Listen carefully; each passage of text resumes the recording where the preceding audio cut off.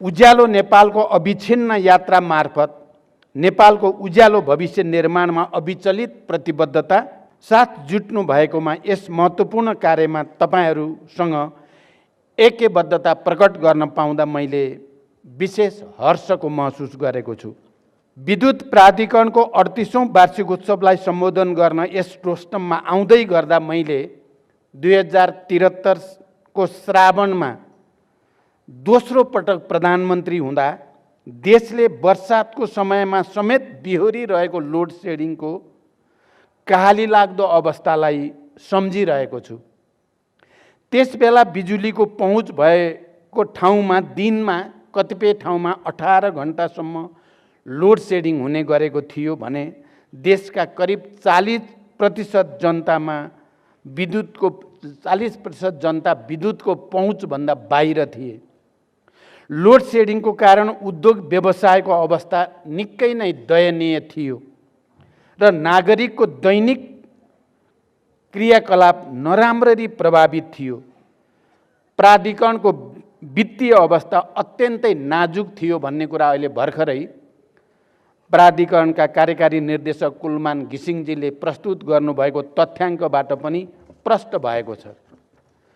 त्यस्तो बेला मैले 3 महिनाभित्र देशमा लोड सेडिङ अन्त्य गर्ने र प्राधिकरणलाई घाटाको स्थितिबाट नापामा लाने कुरा गर्दै गर्दा मानिसहरूले पत्याउँदैनथे र प्रधानमन्त्रीले मजाक गरेको हो कि भनेर पनि प्रचार भएको थियो। कतिले त लोड सेडिङ यदि अन्त्य भयो भने खुला मञ्चमै आत्महत्या गर्ने कुरा पनि गरेका थिए। प्राधिकरणको कार्यकारी निर्देशकमा कुलमानजीलाई ल्याएपछि हाम्रो सङ्कल्प, इमानदारी र मेहनतको कारण हामीले 18 घण्टाको लोड सेडिङ अन्त्य गरेर देशलाई उज्यालोतर्फ अघि बढाएका थियौँ। नदी नाला र हिम श्रृङ्खलाको बाहुल्यताले जल सम्पदामा प्रकृतिको आशीर्वाद प्राप्त हाम्रो देश जलविद्युत उत्पादनमा अत्यन्त उच्च सम्भावना भएको देशको रूपमा परिचित छ। देशभित्र पनि विश्वभरि पनि जलवायु जोखिमसँग सम्बन्धित पक्षहरूलाई समेत मनन गर्दै बिना विलम्ब यो अवसरको उपयोगिता लिन हामी पछि पर्नु हुँदैन। आन्तरिक विद्युत खपतको वृद्धि गर्दै, किनकि हामीले आन्तरिक विद्युत खपतलाई उच्च प्राथमिकतामा राख्नै पर्दछ, वृद्धि गर्दै ऊर्जा सुरक्षा हासिल गर्नुका अतिरिक्त स्वदेशी विद्युत माग पूरा गरी बढी भएको परिमाणको विद्युत निर्यातका लागि समेत स्पष्ट लक्ष्यका साथ हामी अगाडि बढिरहेका छौँ। नेपालको जलविद्युत विकासमा उल्लेखनीय सहभागिता मार्फत विद्युत उत्पादनको बढ्दो हिस्साका लागि योगदान पुर्याइरहेका निजी क्षेत्रको उत्पादित विद्युत समेत खरिद गरिरहेको नेपाल विद्युत प्राधिकरणले आफै वा आफ्ना सहायक कम्पनीहरू मार्फत आगामी दिनमा विद्युत उत्पादनका क्षेत्रमा सशक्त र अग्रणी भूमिकामा आफूलाई प्रस्तुत गर्दै जाने अपेक्षा र विश्वास मैले लिएको छु। योग्य र सक्षम जनशक्ति भएको नेपाल विद्युत प्राधिकरणको संलग्नतामा आगामी दिनमा 1200 मेगावाट क्षमताको बुढीगण्डकी जलाशय युक्त परियोजना तथा 10,800 मेगावाट क्षमताको बहुआयामिक कर्णाली चिसापानी जस्ता ठुला जलविद्युत आयोजनाहरूको निर्माण अघि बढाउने सोच र योजनाका साथ नेपाल सरकार अघि बढिरहेको अवस्था तपाईहरुसँग राख्न पाउँदा मलाई विशेष हर्ष र गर्वको महसुस भएको छ। मैले पहिलोचोटि प्रधानमन्त्री हुँदा नै मेगा कुनै प्रोजेक्ट अगाडि बढाउने सपना देखेको थिएँ र त्यसमध्येको कर्णाली चिसापानी 10,000 भन्दा बढी मेगावाटको सपना थियो। अहिले प्राधिकरणसँग कुरा गरेर अब हामी त्यसको ठोस रूपमा अध्ययन प्रक्रिया अगाडि बढाउँदैछौँ। यो सम्पूर्ण नेपालीहरूको निम्ति खुसी र गर्वको विषय हो भन्ने मलाई महसुस भएको छ। जलविद्युत आयोजनाहरूको समय सीमाबद्ध विकास र सोसँग सम्बन्धित सम्पूर्ण ऊर्जा संरचनाको निर्माणमा नेपाल सरकारको उच्चतम प्राथमिकता, सदाशयता र सहयोग रहने प्रतिबद्धता पनि म यस अवसरमा व्यक्त गर्न चाहन्छु। यसका लागि सरकारले नयाँ विद्युत ऐन र अन्य आवश्यक नीति निर्देशिका ल्याउन समेत कुनै कसर बाँकी राख्ने छैन भन्ने विश्वास पनि व्यक्त गर्न चाहन्छु। ऊर्जा सुरक्षालाई पनि एकीकृत राष्ट्रिय सुरक्षाकै अङ्गको रूपमा लिँदै जलविद्युतको प्रचुर उत्पादनबाट हरित स्वच्छ ऊर्जा उत्पादकका रूपमा नेपालको अन्तर्राष्ट्रिय जगतमा समेत परिचय स्थापित गरी सन् 2045 सम्ममा शून्य कार्बन उत्सर्जन गर्ने प्रतिबद्धता पुरा गर्न कार्ययोजनाका साथ अघि बढ्नु पर्दछ। नेपालले ग्रिन हाइड्रोजन उत्पादन र प्रयोगमा पनि विशेष ध्यान केन्द्रित गर्नुपर्ने बेला आइ नै सकेको छ। सरकारले चाँडै नै ग्रिन हाइड्रोजन सम्बन्धी नीति जारी गर्दैछ, जुन आफैमा दूरगामी महत्त्वको घोषणा हुनेछ। ग्रिन हाइड्रोजन व्यापारिक रूपले सम्भाव्य हुने अवस्थामा नेपाल हरित ऊर्जाको केन्द्र बन्नेछ। यसबाट सरकारले स्वच्छ र नवीकरणीय ऊर्जाको विकास र खपत गर्दै कार्बन उत्सर्जन घटाउने लक्ष्यमा सहयोग पुग्नेछ। तसर्थ म सम्बन्धित निकायलाई यस सम्बन्धी थप अनुसन्धान र ज्ञानमा आधारित प्रविधिको विकासमा जोड दिन विशेष आग्रह गर्न चाहन्छु। विश्वव्यापी रूपमा भइरहेको जलवायु परिवर्तनले नेपालको जलस्रोत क्षेत्रमा परिरहेको प्रभाव अत्यन्त संवेदनशील रहेको छ। विद्युत उत्पादन र लगानीको दीर्घकालीन योजना निर्माण गर्दा जलवायु परिवर्तनले भविष्यमा पार्न सक्ने असरको प्रक्षेपणलाई अवलम्बन गर्न पनि त्यत्तिकै जरुरी छ।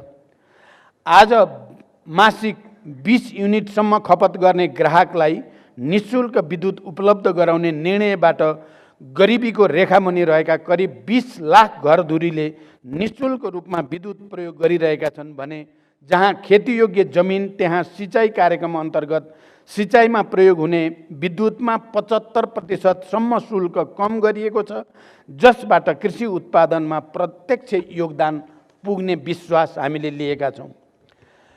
आगामी 2 वर्षभित्र सबै नेपाली जनताको घर दैलोमा विद्युत पुर्याउने लक्ष्य अनुरूप नेपाल विद्युत प्राधिकरणले विद्युतीकरणलाई प्राथमिकताका साथ अघि बढाइरहेको छ। अहिले भर्खरै हामीले सुन्यौँ पनि।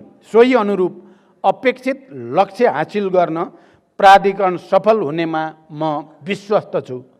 यसबाट आम जनताको जीवनशैलीमा सकारात्मक परिवर्तन आउनुको साथै अर्थतन्त्रले समेत उल्लेख्य गति लिनेछ भन्ने विश्वास गरिएको छ। सरकारले उपयुक्त नीति र कार्ययोजना सहित आन्तरिक विद्युत माग वृद्धि गर्न विद्युतीय सवारी साधनहरू, विद्युतीय चुलो आदिको प्रयोगमा प्रोत्साहन गरेको छ र आउने दिनमा पनि त्यो नीतिलाई कायम राखिनेछ। साथै बढी विद्युत खपत गर्ने उद्योग कल कारखानाको स्थापना र सञ्चालनमा उपयुक्त वातावरण निर्माण गर्न र विद्युतको अधिकतम उपयोगलाई राष्ट्रिय अर्थतन्त्र र समृद्धिको मजबुत आधारको रूपमा आत्मसात गरी अघि बढ्न सम्बन्धित सबै मन्त्रालय र निकायहरूको आपसी समन्वयमा मैले विशेष जोड दिँदै आएको छु र प्राय मन्त्री परिषदको बैठकमा यो विषयलाई प्राथमिकताका साथ व्याख्या गरिँदै आएको छ। आर्थिक समृद्धिको अभियानमा प्राधिकरणले आफूलाई अब्बल साबित गर्दै सशक्त भूमिका र दायित्व बोधसहित आफ्ना विविध परियोजनाहरू प्रक्षेपित कार्यतालिकाभित्रै सम्पन्न गर्न अपरिहार्य रहेको तर्फ समेत मैले प्राधिकरणको विशेष ध्यानाकर्षण गराउन चाहन्छु। प्राधिकरणको प्रगतिमा देशको उज्जवल भविष्य समेत जोडिएको छ। मैले यहाँ बस्दै गर्दा कार्यकारी प्रमुखसँग सोधेँ, यो सबै कर्मचारी विद्युत प्राधिकरणकै हो या बाहिरबाट मान्छे ल्याइया हो भनेर सोधेँ। अनि उहाँले बताउनु भयो कहाँ 15-16 हजार छन्, सब प्राधिकरणकै हो। मैले धेरै खुसी लागेको छ। तपाईँहरू सबैलाई पनि म विशेष धन्यवाद भन्न चाहन्छु। त्यसैले यो संस्थाले जनतालाई गुणस्तरीय सेवा दिन, कम लागतमा आयोजनाहरू निर्माण गरी विद्युतको मूल्य नियन्त्रण गर्न, औद्योगिक विकासका लागि पर्याप्त गुणस्तरीय विद्युत उपलब्ध गराउन आफूलाई अब्बल साबित गर्नु आजको प्रमुख जिम्मेवारी हो। यसतर्फ आवश्यक स्रोत व्यवस्थापन लगायत सरकारका तर्फबाट नेपाल विद्युत प्राधिकरणलाई पुर्याउनु पर्ने अन्य कुनै पनि सहयोगमा कमी हुन नदिन म पूर्ण प्रयासरत र प्रतिबद्ध रहनेछु। स्वदेशमा उत्पादित जलविद्युतलाई आन्तरिक माग पूरा गरी अन्तर्देशीय बजारको पहुँच दिलाउन मैले भारत भ्रमणका क्रममा मेरा समकक्षी प्रधानमन्त्री श्री नरेन्द्र मोदीजीसँग भएका समझदारीलाई दीर्घकालीन विद्युत व्यापारको एक महत्त्वपूर्ण माइलस्टोन कोसेढुङ्गाको रूपमा लिएको छु। देशले आउँदो 10 वर्षमा जलविद्युतको तीव्र विकास र अधिकतम स्वदेशी खपतबाट व्यग्रतापूर्वक ठुलो आर्थिक रूपान्तरणको तयारी र प्रतीक्षा गरिरहेको छ। हाल करिब 450 मेगावाट विद्युत निर्यात भइरहेको अवस्थाबाट नेपालको विद्युत निर्यातलाई 10,000 मेगावाटसम्म पुर्याउने गरी द्विपक्षीय सम्झौतामा नेपाल र भारत बीच प्रारम्भिक हस्ताक्षर भइसकेको सन्दर्भलाई दक्षिण एसियाकै विद्युत व्यापारको क्षेत्रमा उल्लेखनीय पहल कदमीको रूपमा हेरिएको छ। यसबाट नेपालमा जलविद्युत लगानीको थप उपयुक्त वातावरण निर्माण भएको छ भने दीर्घकालीन विद्युत व्यापारका लागि स्वदेशी तथा अन्तर्देशीय प्रसारण संरचनाको तयारी पूरा गर्न एवं विश्वसनीय कार्ययोजना तर्जुमा गर्न हौसलाका साथै सम्बन्धित मन्त्रालय र सबै सरकारवाला निकायहरूको समन्वयपूर्ण योगदान आवश्यक रहन्छ। मित्र राष्ट्र भारतसँगको उक्त समझदारीलाई मूर्त रूप दिन हाम्रा सम्बन्धित निकायहरू भारतीय पक्षसँग पनि लगातार सम्पर्क र समन्वयमा छन् भने सोका लागि अपरिहार्य रहेको अन्तर्देशीय प्रसारण संरचनाहरूको योजना र निर्माणमा दुवै देशका तर्फबाट आवश्यक कार्यहरूले गति लिन थालिसकेका छन्। बुटोल गोरखपुर 400 केबी प्रसारण लाइन निकट भविष्यमै निर्माणको चरणमा जाने गरी नेपाल र भारत दुवैतर्फ आवश्यक कार्य अघि बढिरहेको छ। थप 2 नेपाल भारत 400 केबी प्रसारण लाइनहरू इनरुवा पूर्णिया र दोधारा बरेलीको निर्माण प्रारूप आगामी 2 महिनाभित्र ऊर्जा सचिव स्तरीय संयन्त्र मार्फत सहमतिमा पुर्याउन मैले आवश्यक निर्देशन दिइसकेको छु। यसै वर्षायामभित्र नेपाल बङ्गलादेश विद्युत व्यापार सुरु हुने गरी नेपाल भारत र बङ्गलादेशका सम्बन्धित निकायहरूबीच सम्झौतामा हस्ताक्षरको अन्तिम तयारी भइ नै रहेको छ र अन्तर्देशीय प्रसारण संरचनाको निर्माणमा त्रिपक्षीय समझदारी जुटाई उल्लेख्य परिमाणमा नेपाल बङ्गलादेश विद्युत व्यापारलाई भविष्यमा क्रमशः बढाउँदै लैजाने परिस्थिति बनेको छ। हालै मैले एफएओको सम्मेलन अन्तर्राष्ट्रिय सम्मेलनमा इटालीमा रोममा बङ्गलादेशका प्रधानमन्त्रीसँग मेरो गम्भीर संवाद भयो र यसलाई बढाउँदै लैजाने बडो उत्साहपूर्ण प्रतिबद्धता बङ्गलादेशको रहेको कुरा पनि म यहाँ जानकारी गराउन चाहन्छु। मेरो आगामी महिनामा हुने चीन भ्रमणमा ऊर्जा क्षेत्रका सम्बन्धमा दूरगामी र महत्त्वपूर्ण सहमति हुने विश्वास पनि मैले लिएको छु। नेपालमा जलविद्युत विकासको इतिहास 112 वर्षभन्दा पुरानो भए तापनि जलस्रोतको प्रचुर सम्भावनाको सदुपयोग गरी लाभ लिन सकिरहेका थिएनौँ र अझै पनि छैनौँ। खोला नाला बगिरहने तर त्यसबाट प्रचुर फाइदा लिन नसक्ने विडम्बनापूर्ण स्थितिबाट हामी गुज्रिनु पर्यो। यसको अन्त्य गर्न अहिले योजनाबद्ध रूपमा काम अगाडि बढिरहेको छ। अहिले देशभरका खोला नाला तथा नदीहरूमा जलविद्युत आयोजनाहरूको विकासका लागि केही न केही काम भइ नै रहेका छन्।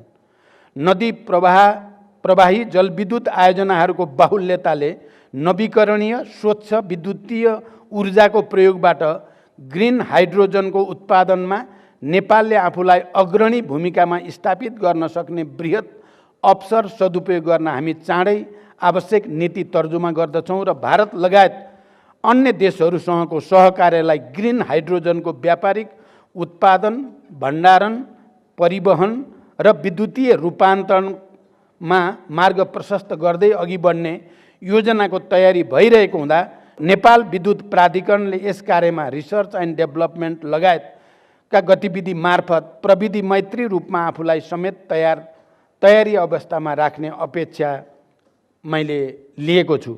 आउने पिँढीलाई अँध्यारोमा राख्ने या उज्यालो भविष्य दिएर जाने भन्ने गम्भीर प्रश्न हाम्रो पुस्तालाई सदैव रहेको छ र रहिरहनेछ। एउटा आयोजना सम्पन्न हुन 5-6 वर्ष समय लाग्छ, तसर्थ हाम्रो पुस्ताले गुणस्तरीय सेवा प्राप्त गर्न र आउने पिँढीलाई उज्यालो भविष्य दिन विकासका कार्यमा राजनीति गर्ने होइन, सबै इमान्दार भएर एकजुट हुन जरुरी छ।